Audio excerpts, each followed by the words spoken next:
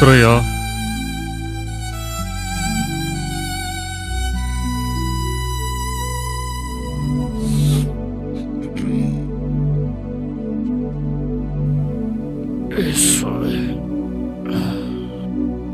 என் தேவனே ரட்சகா, என் மகன் கிறிஸ்டோபருக்காக வேண்டிக் கொள்கிறேன். நீங்க தான் அவனை பட ஆசையில இருந்து விடுவிக்கணும். பாஸ்கர், இங்க பார், கண்ணை மூடிக்கிட்டு இந்த ஷேர் இன்வெஸ்ட் பண்ணலாம். இப்போ இருக்க சிச்சுவேஷன்லாம் பார்க்காத, ஃபியூச்சரில் நல்ல ப்ராஃபிட் இருக்கு. நான்லாம் ஒரே கம்பெனியில் 10 வருஷம் வேலை பார்த்துருக்கேன்.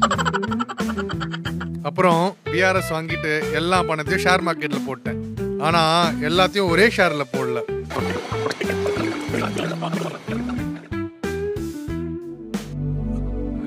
என் தகப்பனே, என் மருமகள் பியூலாவுக்காக ஜெபிக்கிறப்பா.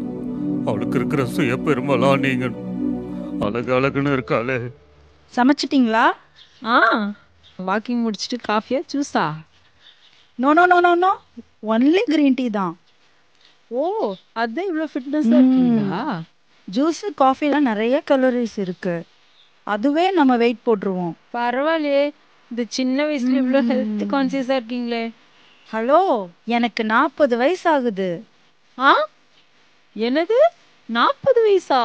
ஆச்சரியமா இருக்கே, நம்பவே முடியலையே. இப்படிதான் ஊர்ல அவங்க அத்தை பையன் கல்யாணத்துல அவருடைய சின்ன பாட்டி அவர்கிட்ட, உனக்கு மூத்தது ஒரு பொண்ணு அடுத்த ஒரு பையனான்னு கேட்டாங்க. இவரு, இல்ல பாட்டி, எனக்கு ஒரே பையன்தான் சொன்னதும், இப்போ இவ யாருன்னு என்ன பார்த்து கேட்டாங்க. ஏன்னா என்னைய அவருக்கு பொண்ணுன்னு நினைச்சிட்டாங்க.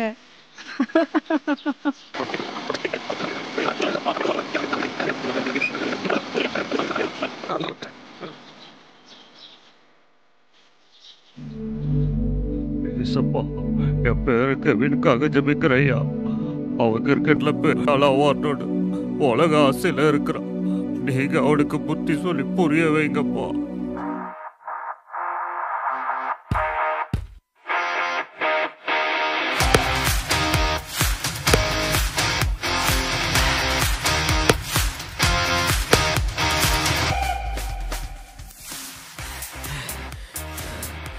எனக்கு விராட் கோலி மாதிரி பெரிய கிரிக்கெட்டர் ஆகணும். இந்த வருஷம் ஐபிஎல்ல சிஎஸ்கேக்கு கோச்சோட ஃப்ரெண்டு ஒருத்தர் சேப்பா கிளப்பில் இருக்காராம். அவர் என்ன ட்ரையல் மேட்ச்சுக்கு அனுப்புகிறேன்னு சொல்லியிருக்காரு. நீ வேணா பாரு இந்த வருஷம் ஐபிஎல்ல என் பர்ஃபார்மன்ஸை. அப்புறம் எல்லாரும் கெவின்னு என்னை பற்றி தான் பேசுவாங்க. ஆண்டவரே, என் குடும்பத்தில் இருக்கிறவங்க எது நன்மைன்றதை அவங்க தெரிஞ்சுக்கணுமாப்பா.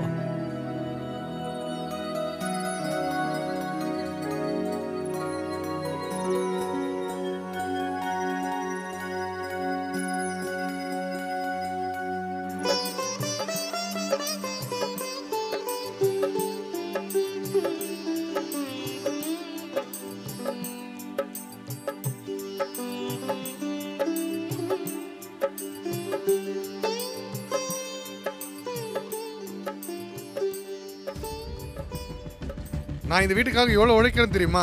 எவ்வளோ சம்பாதிக்கிறேன்னு தெரியுமா? உனக்கு எதாவது புரியுதா?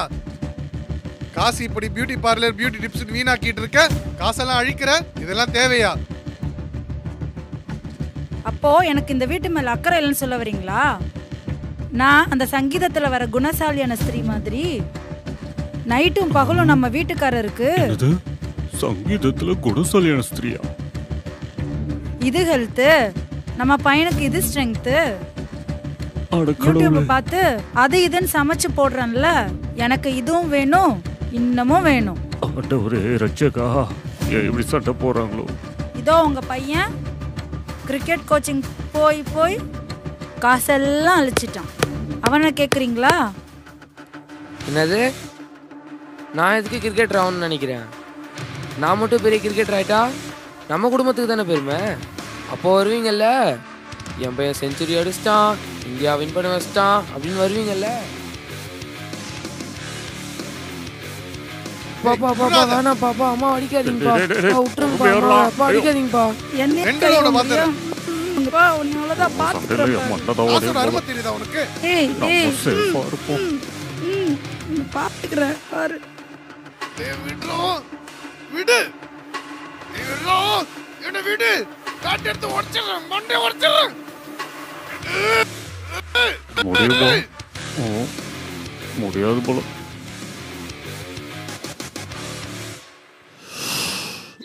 அப்பா, ஆண்டவரே, இவங்களா குடும்பத்துக்கு எந்த நன்மையை கொண்டு வரணும்னே தெரியாம இப்படி இருக்கிறாங்களே, இவங்களா என்னைக்கு மாற போறாங்களோ? கொரோனா வைரஸ் பரவுவதை தடுக்க தமிழ்நாடு முழுவதும் 144 தடை உத்தரவு அமலுக்கு வந்தது.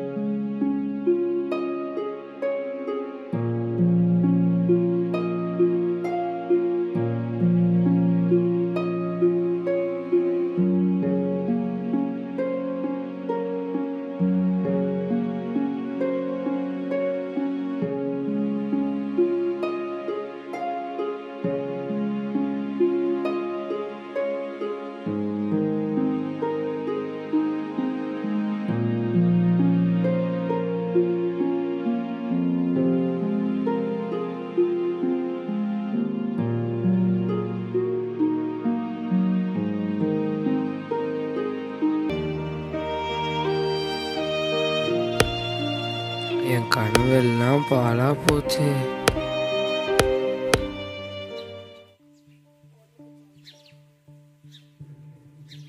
இது வரைக்கும் யாருக்கிட்டையும் மாட்டல, அப்படியே ஓடிடணும். இது யாரா 2 பேரு? போலீஸா இருப்பாங்களோ? ஏ தம்பி இங்க வா.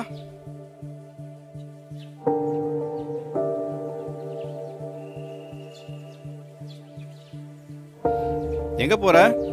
Sir cricket coaching sir. அப்படியே போட்டனா? கொரோனா வந்து அவன் செத்துட்டு இருக்கான், கிரிக்கெட்டு கமரு கட்டுன்னு. போடா வீட்டுக்கு. சார் நாளைக்கு கிரிக்கெட்டரை நீங்கள் வளரோடாமல் பண்ணுறீங்க சார். ஏற்கனவே கிரிக்கெட் வாய்ப்பு இல்லையா? இவர் 4 கிரிக்கெட்டரான். அதுக்கு நீ உயிரோட இருக்குண்டா. போறியா உள்ளத்துக்கு போடவா? விடுங்க சார், சின்ன பையன் தானே, தெரியாம பண்ணிட்டான். பாருங்க சார், சீரியஸே தெரியாம. நம்மலாம் வீட்டுக்கு போயே 3 நாள் ஆச்சு.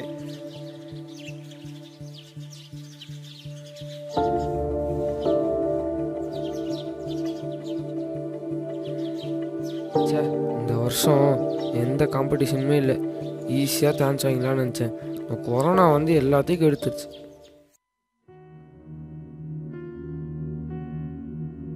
வாங்கம்மா எல்லாரும், நம்ம குடும்பமா ஜெபம் பண்ணலாம்.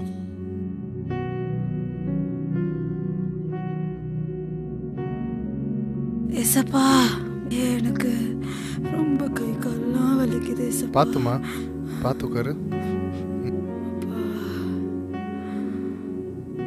தேவன் நமது அடைக்கலமும் பலனுமானார், ஆபத்து காலத்தில் கூட இருக்கும் துணையுமானார். நாம இப்படி ஒன்னா ப்ரே பண்ணி எவ்வளோ நாள் ஆச்சு. கொரோனா வந்து நம்ம எல்லாரையும் சேர்ந்து இப்படி ப்ரே பண்ண வச்சிருக்கு. தாழ்மைக்கும் கர்த்தருக்கு பயப்படுதலுக்கும் வரும் பலன் ஐஸ்வர்யமும் மகிமையும் ஜீவனுமாம். தம்பி, இன்னொரு முறை அந்த வசனத்தை வாசி. தாழ்மைக்கும் கர்த்தருக்கு பயப்படுதலுக்கும் வரும் பலன் ஐஸ்வர்யமும் மகிமையும் ஜீவனுமாம். நாம 2 காரியத்தை செஞ்சா தேவன் நமக்கு 3 பலனா தராரு. தாழ்மையாவோ கர்த்தருக்கு பயத்தோ வாழ்ந்தா ஐஸ்வர்யோ மகிமை ஜீவன் மௌனம் நமக்கு பலனா கிடைக்கும். கிறிஸ்டோபர், நீ எப்படிலாம் பணம் சம்பாதிக்கலான்னு சண்டே சர்ச்சுக்கு கூட வராம ஐஸ்வர்யத்தை தேடி ஒன்று, ஆனா அது ஒன்று கவுத்தி விட்டுருச்சு பாத்தியா? எம்மாடி பியூலா, நீ இளமையா தெரியணும், ஹெல்த்தை மெயின்டைன் பண்ணணும், அதுதான் ஜீவன் நினைச்ச. சரீர முயற்சி அற்ப பிரயோஜனம் உள்ளதுன்னு இப்ப நீ புரிஞ்சிருப்ப. கெவின், நீ பெரிய கிரிக்கெட்டர் ஆகணும்னு ஆசைப்பட்டல? அதான் எல்லாம் போச்சு. சரி, எதுக்காக நீ கிரிக்கெட்டர் ஆகணும்? இந்தியாவை காப்பாத்த.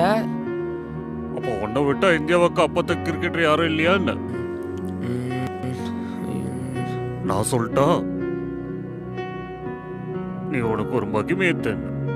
நம்ம கிரிக்கெட்டர் ஆகிட்டா நம்ம மேல ஒரு வெளிச்சப்படும். எல்லாரும் நம்மளை பத்தியே பேசுவாங்க, நமக்கு ஃபேன்ஸ் இருப்பாங்க, நம்ம அடிக்கும் போதெல்லாம் கை தட்டுவாங்க. சரி தாத்தா, அது பாவமா என்ன? சரி, இப்போ நீ கிரிக்கெட்டர் ஆயிட்ட, அப்புறம் என்ன பண்ணுவ? நல்லா விளையாடுவேன், நிறைய ரன்ஸ் அடிப்பேன். அப்புறம் அப்புறம் எல்லாரும் என்னை பாராட்டுவாங்க. அப்புறம் அப்புறம் என்ன? நான் சொல்லட்டுமா? அப்புறம் உன்னை விட நல்லா விளையாடுற ஒரு ஜூனியர் வருவான். உன்னை பாராட்டினவங்க, உனக்கு கை தட்டினவங்க இப்போ அவனை பாராட்ட ஆரம்பிச்சிடுவாங்க. அப்புறம் உனக்கு டீம்ல இடம் கிடைக்காது. அதை தக்க வைக்க நீ போராடுவ.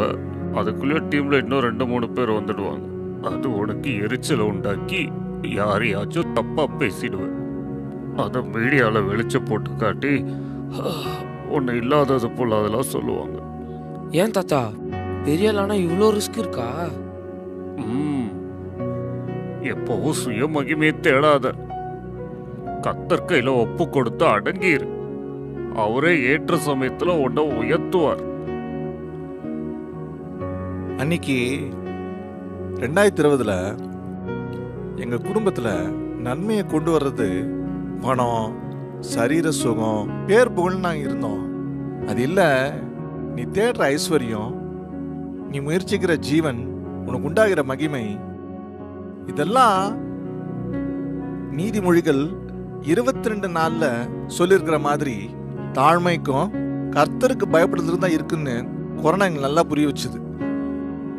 இப்போ 2040 தேவன் என்ன ஒரு ஊழியக்காரரை வச்சிருக்காரு. நீங்களும் உங்க குடும்பத்துல நன்மையை கொண்டு வர்றது எதுன்னு தெரிஞ்சுக்கிட்டீங்களா?